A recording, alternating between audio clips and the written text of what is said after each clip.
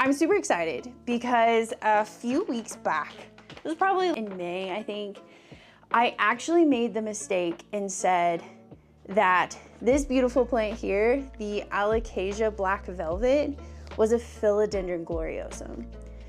What happened is, I'm learning. I'm new at this, and that's okay to make mistakes, but I think it's very important to own up to them when I make a mistake. And I just don't want to just delete everything and pretend it didn't happen, right? That's not what I do. But I want to show you guys mistakes happen and we can correct them. Second is, I used my plant, my plant app to identify this plant.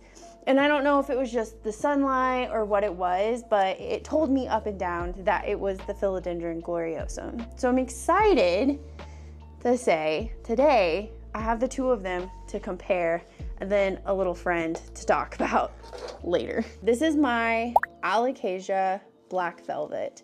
And there are a few things that I think are important to know about the Alocasia. Is you can see that they're darker, more velvety leaves.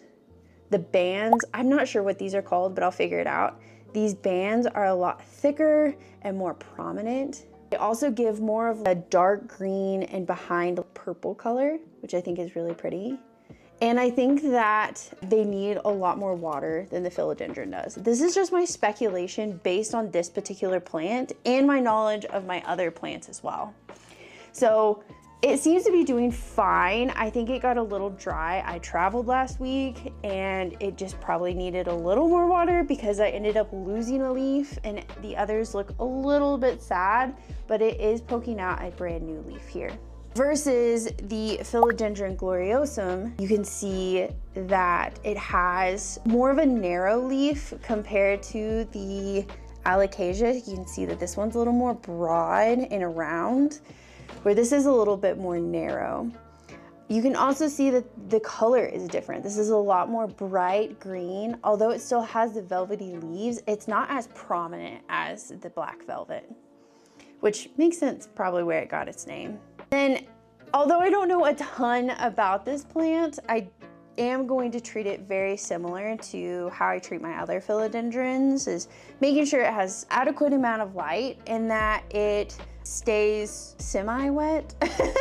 I don't let them necessarily dry out like I would my Hoyas or my cacti, more so than Hoyas obviously, but I do let the first inch or so get dry before I give it a good rinse of water. So that's pretty much how I'm gonna treat this, but I'm really excited to see the difference between the two of them because this was something that was really stressing me out.